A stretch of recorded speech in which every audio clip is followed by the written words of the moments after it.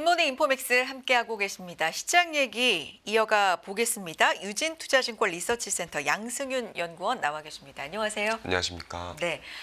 오늘 어제 있었던 핫 이슈 한화 에어로스페이스 얘기부터 좀 시작해 보겠습니다. 국내에서 역대 최대 규모입니다. 3조 6천억 원 규모의 유상증자를 결의를 했습니다. 일단 이 시간대를 보면 어제 오후 5시 30분에 컨콜 형태로 이제 진행이 됐잖아요.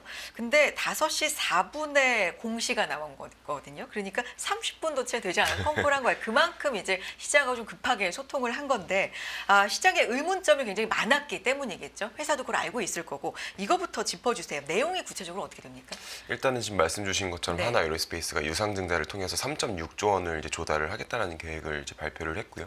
3.6조 원 조달하는 공모 자금에서 1.2조 원은 이제 국내 뭐 방산이라든지 이런 뭐 생산 역량 강화 그리고 운영 효율성에 대한 투자들을 진행을 할 거다라고 이야기를 했고 나머지 2.4조 원에 대해서는 대부분이 해외 생산 역량에 대한 확대를 이제 추진을 하고 있는 이제 그런 상황들입니다. 네. 그래서 3.6조 원을 통해서 결론적으로 보게 되면은 이 생산 능력을 증대를 시켜 나가겠다라는 부분들로 좀 해석이 되고 있고 결국 이렇게 생산 능력을 키워야 되는 데에는 이제 유럽을 중심으로 해서 글로벌리 무기 수요들이 늘어나고 있는 상황들이고 지금 이제 국내에서 한국은 대부분 이제 직수출을 통해서 해외로 나가고 있는 상황들인데 해외 기업들을 보시면은 뭐 라인메탈이라든지 주요 글로벌 기업들을 봤을 때 뭐 자국에서 생산하는 물량들도 있지만은 이제 수출하는 국가들과 협력해서 현지 생산 거점들을 확보를 하고 또 진행을 하는 부분들이 있어서 우리나라도 이제 어떻게 보면 이제 이렇게 글로벌화가 진행되는 상황 속에서 한국의 방산 기업들도 조금 이제 이런 글로벌화 트렌드들을 따라가기 위한 노력들을 좀 보여주고 있다라고 생각을 하고 있습니다. 이 유상증자라는 게 시장에서 유상증자 하는구나 그냥 이런 이슈가 아니잖아요. 투자자들 입장에서는 정말 예민한 더군다나 지금 시장에서는 좀 그렇습니다. 왜 유상증자를 하는 이유가 뭐야? 돈 없어? 돈 잘 벌잖아. 이제 이런 의문점이 계속해서 일단 이 공시를 접하자마자 드는 거예요. 이유를 뭐라고 지금 설명해 주셨지만 네. 이 부분에 대해서 컨콜에서도 아주 집요하게 질문이 이어졌다면서요. 맞습니다. 네. 계속 이제 애널리스트 분들 통해서 이제 다양한 이제 질문들이 나오긴 네. 했는데 뭐 요지는 그겁니다. 이제 결국 저희가 연간 영업이익을 뭐 2조 원 이상으로 올해도 그렇고 내년 내후년 계속 꾸준히 지금 받아놓은 이제 수주 잔고들 바탕으로 해서 꾸준히 안정적인 이제 영업 흐름과 이제 실적 흐름들을 보여줄 텐데 지금 3.6조 원 투자를 받아서 뭐 향후 이제 3, 4년 동안 이제 집행을 한다라고는 하지만 뭐 충분히 지금 현금 흐름이나 이익 체력으로 커버가 가능한 부분들이지 않냐라는 부분들이 이제 주된 이제 질문들이었다고 그렇죠. 보여지는데 네. 물론 이제 회사 쪽에서 이제 설명을 하시는 부분들은 물론 이제 저희가 뭐 이제 저희가 뭐 사채 발행이라든지 뭐 유상증자가 아닌 방향성으로도 당연히 투자는 할 수 있겠지만은 제가 이해했던 거는 물론 이제 이런 시장 흐름들이 급격하게 변화하고 있는 이제 그런 상황 속에서 어떻게 보면 돈이 더 많이 들어갈 수 있는 부분들이 있지 않았을까라고 생각을 했던 겁니다.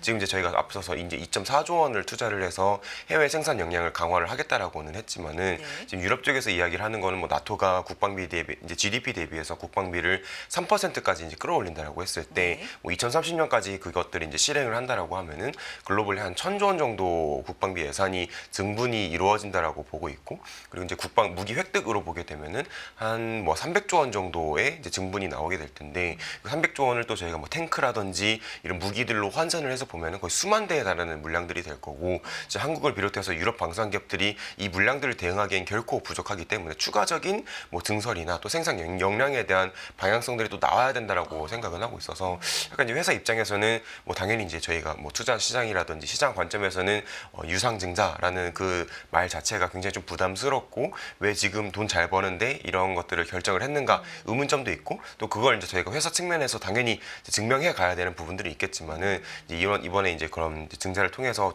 조달한 돈으로 어떻게 공장들을 만들어가고 그리고 또 그걸 실적으로 이어갈지에 대한 부분들을 좀 저희는 증명을 해 갈 필요가 있겠다라고 생각을 하고 있습니다. 그러니까 근데 다양한 조달 방법이라는 게 있잖아요. 뭐 회사채를 발행할 수 있고 차입을 할 수도 있고 이제 이런데 유증이라는 걸 선택을 했다. 왜 그럴까? 이미 이 현금 흐름이 좀 개선돼서 조 단위 현금 유입이 예상이 되는데 이걸 투자를 했어야 되는 거 아닌가? 뭐 이런 것도 궁금할 수 있어요. 맞습니다. 네. 사실 뭐 그런 부분에 대해서는 아직 회사 쪽에서 구체적으로 소통해 주시는 부분들이 없기 때문에 뭐 어떻게 어떻다라고 이 말씀을 드리긴 좀 부담스럽긴 하지만은 저의 개인적인 생각으로는 아까 말씀드린 것처럼 이번에 3.6조 원 투자가 들어가긴 하지만은 어떻게 보면 시장이 굉장히 급격하게 변화하고 있다라는 부분들에 포커스를 맞춰야 된다고 보고 있고 뭐 추가적인 증설이라든지 뭐 추가적인 투자라든지 그리고 하나그룹이 이번에 뭐 조선원 관점에서 보면 해양방산 쪽에서 보게 되면은 또 갑작스럽게 호주의 오스탈이라고 하는 기업에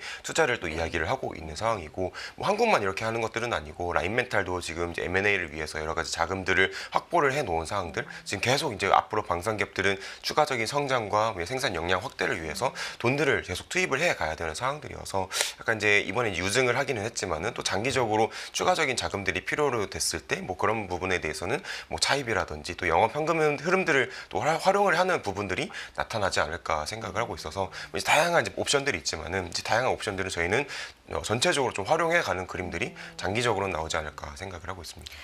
그러면 연구원님께서는 개인적으로 이제 회사 입장을 들으셨을 때 어느 정도는 이렇게 하는 이유에 대해서 조금 설득이 되셨다는 말씀이세요? 일단은 사업 방향성 자체는 틀리지 않았다라고 보여집니다. 계속 반복해서 말씀드리지만 무기 수요는 늘어날 거고 늘어나는 만큼 저희가 대응을 해야 되는데 대응을 하려면 당연히 증설을 해야 되는 거고 그 증설을 위해서 이제 돈을 집행을 하겠다라고 하는 부분들이니 뭐 이런 돈을 어떻게 조달했는가에 대한 이제 의견들은 분분하긴 하지만은 그 조달을 해야 되는 당위성과 그리고 사업에 대한 그 나아가는 방향성 자체는 합리적이다라고 생각을 하고 있습니다.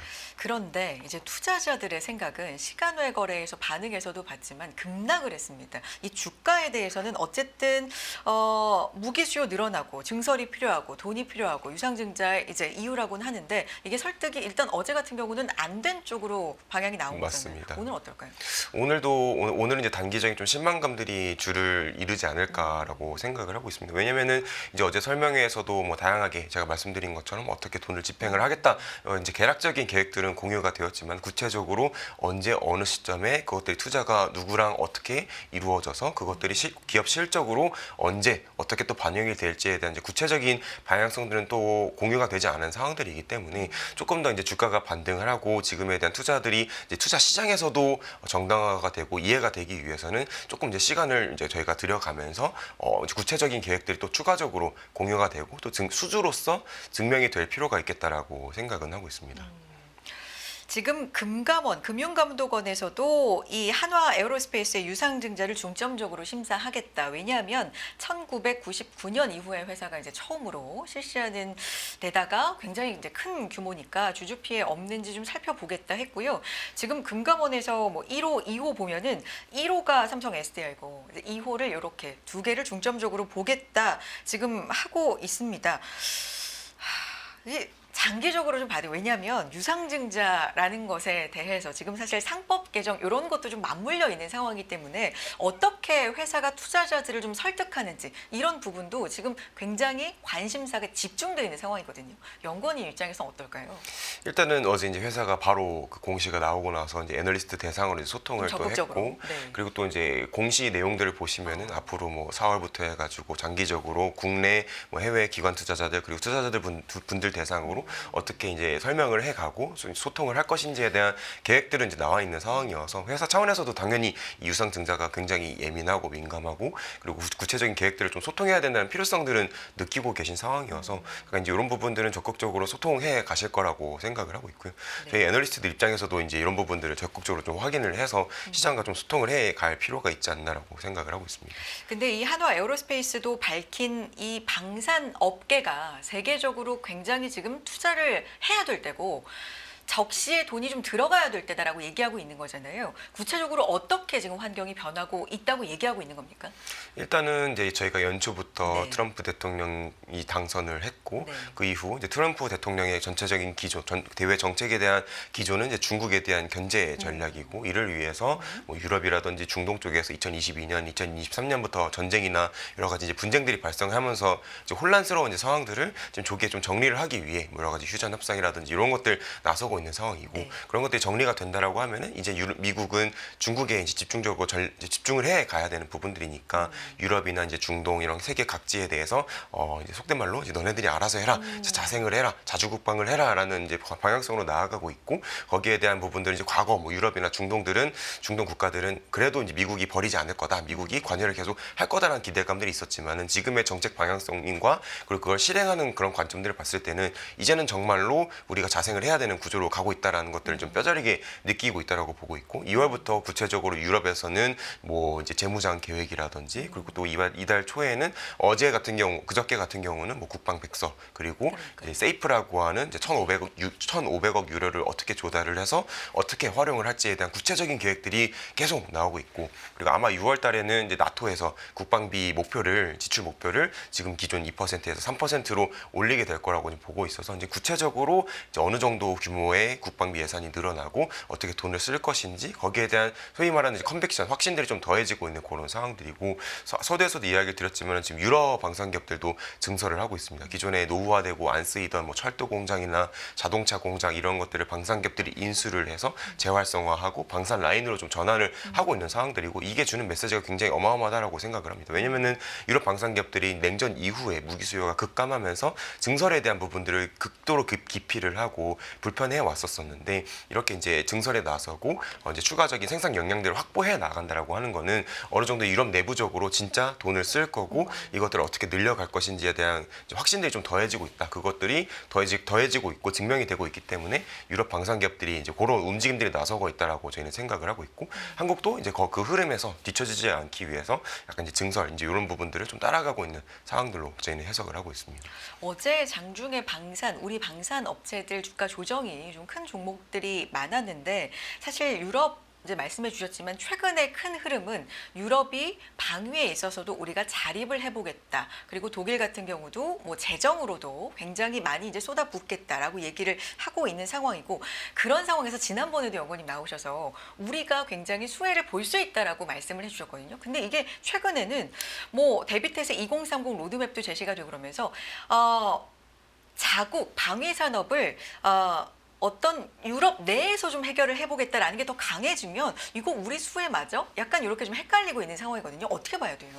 사실 그 이야기는 뭐 재작년 수년 전부터 역내 조달에 대한 요건들이 이야기가 네. 됐었었고 또 작년 같은 경우는 EDIS라고 하는 유럽 국방 이제 방위 중장기 전략이 나왔고 거기서 EDIP라고 하는 이제 어떻게 보면 이니셔티브나 이제 법안이 제시가 되면서 유럽에서 발생하는 무기 수요들을 앞으로 2030년까지 한 50% 정도는 역내 조달을 해야 된다. 그리고 그 이후에는 65%까지 역내 조달을 해야 된다라는 이야기들이 나와 있었었고 당연한 흐름입니다. 유럽에서 발생하는 무기 수요들을 해외 방산 기업들이나 어떻게 보면 이제 해외 쪽으로 빼앗기는 것들은 유럽에서 이제 결국 유럽에 돈을 써서 조달을 하는 거니까 빼앗기고 싶지 않은 부분들은 당연하다라고 이제 보고 있고 저희가 이제 역내 조달에 대한 요건들을 살펴보게 되면은 이제 유럽 방산 기업들이 만드는 것들도 당연히 포함이 되지만은 현지에서 이제 해외 기업이 현지 기업들과 파트너십을 맺어서 유럽 현지에서 생산을 한다라든지 약간 이런 것들도 일부 요건을 충족하는 방향성으로 보고 있고 결국 우리나라도 지금 이제 폴란드라든지 뭐 루마니아라든지 현지 생산 거점들을 확보를 하고 또 현지 양산을 하려고 준비를 또 하고 있는 상황들이어서 현지에서 이제 저희가 양산을 하게 된다라고 하면은 이제 그런 역내 조달에 대한 요건들은 좀 충분히 충족을 할 수 있는 그런 방향성들로 갈 수 있지 않을까 생각을 해서 여전히 뭐 간접적이긴 하지만 이제 수혜의 가능성들이 높다라고 생각을 하고 있고 추가적으로 또 보게 된다고 하면은 이제 유럽에서 어마어마한 무기 수요들이 이제 창출이 되고 있는 상황들인데 유럽에서 발생하는 무기 수요들을 대응하겠다. 우리가 이제 역내 조달을 하겠다라고 이야기를 하면은 유럽 방산기업들은 이제 유럽 무기 수요를 처리를 하는데 굉장히 정신이 없을 것이다라고 저희는 생각을 해볼 수가 있고 무기 수요라고 하는 거는 유럽에서만 있는 게 아니라 중동에서도 지금 늘어나고 있는 상황이고 아태 쪽에서도 뭐 중국이나 뭐 대만, 한국, 일본 힘의 집중들이 또 이루어지면서 아태 지역에서도 당연히 이제 국방비나 무기 수요들이 늘어날 수 있는 거고 기타 뭐 남미에서도 늘어날 텐데 결국 유럽이 뭐 일부 중동, 아태, 뭐 남미에서 대응을 해왔었던 부분들이 있었지만 이제는 쉽지 않을 거다. 유럽 수요 대응하기에도 좀 벅찬 부분들이 있어서 속된 말로 이제 이런 다른 지역들이 빈집이 될 수가 있으니까 우리가 또 이런 타 지역들을 또 적극적으로 공략해 간다고 하면은 유럽에서의 수요와 더불어서 좀 추가적인 글로벌 수요들을 또 확보할 수 있는 그런 성장 모멘텀으로서도 삼아볼 수 있지 않을까 생각을 하고 있어서 여전히 우리나라 방산의 성장 성장에 대해서는 좀 긍정적으로 볼 수 있는 포인트들이 아직은 많다라고 아직은. 생각이 됩니다. 유럽이 이제 방위 쪽으로 좀 더 탄탄하게 하고 그 내에서 해결하기까지는 단시간 내엔 힘드니까 우리는 빠르게 그리고 게다가 좀 가격 면에서도 굉장히 합리적으로 한다. 제공한다라는 장점이 있기 때문에 우리한테 분명히 수혜가 될 것이다. 여기까지가 이제 그동안의 내러티브였잖아요. 근데 이제 새롭게 제기가 된 게 뭐냐면 말씀해 주셨지만 이 세이프라고 명명한 부분이 있잖아요. 1,500억 유로 규모의 무기 이제 공동 조달 대출금 지원 세부 규정을 발표했는데 이제 요걸 보니까 세부 규정을 따져보면 우리가 요 대출 수혜를 받기 좀 어려운 거 아니야? 왜냐하면 조건이 있더라고요. 우크라이나 지원용 혹은 EU 회원국 무기 비축을 목적으로 하는 공동 구매에 직접 참여한다. 요런 선결 조건이 있어서 요거 그러면 좀 받기 쉽지 않은 거 아니야? 이런 얘기들도 나와요. 맞습니다. 요거는 관련이 있어요? 그런 내용들도 있지만은 네. 추가적으로 포함이 되어 있다라고 네. 저희가 파악하고 있는 거는 어쨌든 이제 저희가 뭐 유럽을 우크라이나를 지원을 한다 아니면은 유럽의 공동 조달에 참여를 해야 된다 네. 이런 요건들도 있지만은 만약에 이제 유럽에서 공동 조달을 하거나 유럽에서 무기를 필요로 하는 국가가 유럽이 아니라 이제 제3국가에서의 무기 구매를 희망하는 경우에는 또 이제 그런 것들도 오케이 한다라는 내용들이 저희는 포함이 되어 있다라고 파악을 하고 있어서 여전히 저희가 이제 뚫고 들어갈 수 있는 여지들은 남아 있다라고 생각이 되고 있습니다. 그리고 또 거기서 이야기를 했던 거는 이제 유럽과 그런 방위 파트너십을 맺고 있는 국가들 거기서 이제 한국 이름들도 언급이 되고 있고 한국이나 뭐 일본이라든지 이런 해외 제3국가들과의 이미 파트너십이 있는 경우에는 이제 이런 기업 국가들과 또 협력을 해야 된다라고 또 이야기가 적혀 있는 상황들이어서 아직까지 뭐 저희가 완전히 이 유럽 시장에 완전히 이제 저희가 배제되고 따라가지 못할 거다라고 보는 거는 시기상조이고 실제로 지금 유럽에서 아무리 무기 생산 능력들을 키운다 하더라도 절대로 지금 상황에선 대응이 불가능하다. 여전히 우리나라의 도움을 필요로 하고 있고 우리나라가 들어갈 수 있는 여지들은 남아 있다라고 보는 게 합리적이지 않을까 생각은 하고 있습니다. 방산 업체들 주가가 굉장히 이제 올라오면서 전반적인 시총도 비중이 상당히 좀 높아졌잖아요. 네. 위상이 커진 거예요. 그만큼 시장에 영향도 있고 그러다 보니까 이 앞서서도 우리가 중점적으로 처음부터 얘기했던 한화 에어로스페이스 이슈가 좀 전반적인 업종의 센티로 좀 번져갈 경우에 이 조정이 좀 과할 경우에 약간 크게 하락할 경우에 이런 경우에는 투자자들 그러면 어떻게 봐야 되는지 왜냐하면 전 세계적으로 지금 말씀해 주셨던 방산업종의 환경과 이런 개별적인 이슈하고 더해져서 우린 그럼 어떤 투자 전략을 세워봐야 되는 건지도 좀 고민이 되는 시점이거든요. 어떨까요? 일단 사실은 지금 이제 유상증자의 충격으로 인해서 네. 주가에 대한 하락 가능성들이 있지만은 네. 이제 저희가 그동안의 방산 주가 흐름들을 지켜보면은 네. 2022년 이전과 그리고 2022년부터 올해 현재까지 그리고 올해부터 이제 그 이후로 해서 크게 이제 세 가지로 구분해서 볼 수 있다라고 저희는 생각을 하는데 2022년에는 아무래도 한국 방산 기업들이 내수 중심의 구조였다 보니까 뭐 이익률도 그렇게 좋지 않고 이제 내수의 그런 국방비 예산에 뭐 따라서 가거나 아니면은 뭐 북한의 도발 영향에 크게 이제 주가 흐름 자체가 좌지우지되는 이제 모습들이 나왔었는데 그 이후에 갑자기 2022년 이후에 변화가 나타났던 거는 러우 전쟁 발생하면서 폴란드 계약 나오고 해외 수주 늘어나고 해외 수출 증가하면서 이익도 늘어나고 수출 비중 늘어나면서 뭔가 이제 변화가 있으면서 이익 성장과 주가 흐름이 이제 상승을 해온 이제 두 번째 페이지를 맞이했다라고 보고 있고 결국은 이렇게 변곡점들 변화가 있을 때마다 이제 주가 흐름들은 좀 크게 이제 변화했었던 부분들이 있는데 지금 딱 뭐 이제 마침 이제 지난 어제 그 한화 에어로스페이스의 유상 증자 발표와도 연계가 되기는 하지만은 이제 한국 방산은 새로운 페이지에 들어가고 있다라고 보고 있습니다. 결국 서두에서도 이야기 드렸던 것처럼 지금까지는 우리나라 공장에서 만들어서 직수출을 해왔지만은 이제 앞으로는 해외에서 좀 더 국제적인 그런 방산 그런 생산 체제들을 확보를 하면서 한 단계 더 나아가야 되는 이제 그런 국면에 진입해 있다라고 보고 있고 과연 이제 그걸 이제 저희가 어떻게 수행을 할 수 있을지 지금 이제 이미 뭐 폴란드 K2 전차 사업 같은 경우도 현지 업체와 뭐 현지 양산에 대한 부분들을 계속 이제 준비를 해 왔었었고 뭐 이제 하나 에어로스페이스 같은 경우도 이번에 유상증자 발표를 하면서 조금 더 구체적으로 나오기는 했지만은 루마니아랑 K9 공장을 설립한다 뭐 동유럽과 뭐 천무 유도탄 양산을 한다 아니면 사우디와 이제 조인트 벤처를 맺어서 뭐 지상 방산 쪽에서의 사업들을 확대해 나가겠다 이제 이런 계획들이 나오고 있는데 요것들이 이제 구체화되고 또 이제 그것들이 기업들의 실적과 이익으로 반영되는 그런 시기가 온다라고 있다라고 하면은 주가 흐름과 그런 기업 가치에 있어서는 또 한 단계 퀀텀 점프할 수 있는 여지들은 아직은 남아 있다라고 생각은 하고 있어서 방산에 대해서는 이제 단기에 대한 변동성들은 불가피하다. 그리고 단기적으로 주가가 급등했고 조정에 대한 가능성들을 늘 열어놓고 봐야 되지만은 중장기적으로 봤을 때 하나 에어로스페이스도 뭐 그동안 과거 여러 가지 이슈들이 있었습니다. 뭐 수출입은행에서 여러 가지 방산에 대한 이제 저희가 지원 한도에 대한 이슈들도 있었었고, 뭐 폴란드 정권에 대한 교체 이슈들도 있었었고, 다양한 이슈들이 있을 때마다 주가 흐름 자체가 출렁이긴 했지만은 중장기적으로 이 3년, 4년 동안의 주가 흐름으로 저희가 긴 장기 시계열로 보게 된다라고 하면은 거의 뭐 1000% 이상 상승을 했던 부분들이 있고, 또 결국은 저희가 중장기적으로 대응을 했을 때 이 산업에 대한 업황과 이 트렌드가 꺾이지 않는 한 중장기적인 우상향 흐름들은 저희는 이어갈 거라고 보고 있기 때문에 조금 이제 단기 변동성들에 대해서 조금 이제 대응은 필요하지만 중장기적인 접근들을 중심으로 좀 저희가 대응을 해야 되지 않을까 생각을 하고 있습니다.